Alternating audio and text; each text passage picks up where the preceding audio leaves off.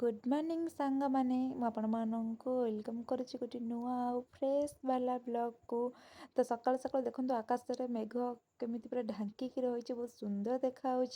तो सकाल प्राय 6टा हो पुओ भी उठी जाइए आ पुओ बो मु पलि आसलु छात को पारा मानक किसी खाଇବା देवाई। तापर डायरेक्ट आसीगला लंच रे टाइम।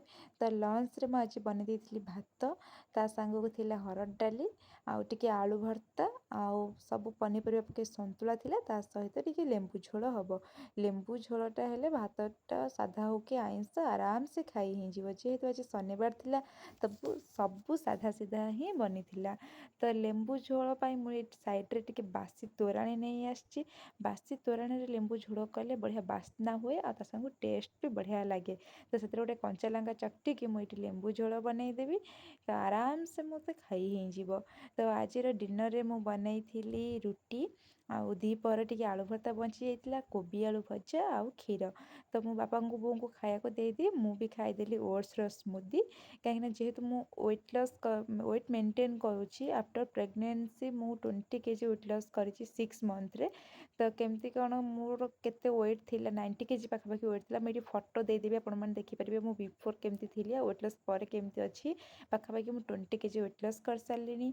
तो ये मु किचन क्लीन करदेवी कहीं किचन टा जब क्लीन करदे सकाल सकाल पूरा नीट एंड क्लीन किचन देखले माइंडटा भी फ्रेश रहा दिनटा भल जीव। किचन असना ही पड़ते सका असना किचन देखापी मत भल लगे। तो मुझे किचन फिचन क्लीन करदे फ्रेश ही आसीगली पुओ मोर शोई पड़ी। तो ये किसी टे स्किन केयर मुझे करदेवी स्किन केयर किसी टे लिप बाम आउ नाइट क्रीम ही यूज करी बाकी सेमती स्किन केयर किसी मत आसेनी कि स्किन केयर एमती बेसी किसी कैनि। तो मुझे चा आसली फ्रेश हो गली तो मुझे स्किन केयर कर सारिकी पुओ शोई पड़ा मुझे शोई पड़ी।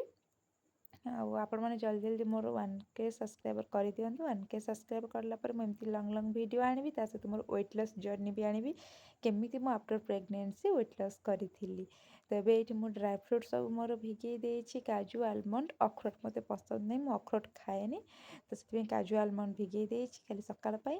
तो जब आप मो भिडियो भल लगी please like share and subscribe करदेवे। नमस्कार जय जगन्नाथ।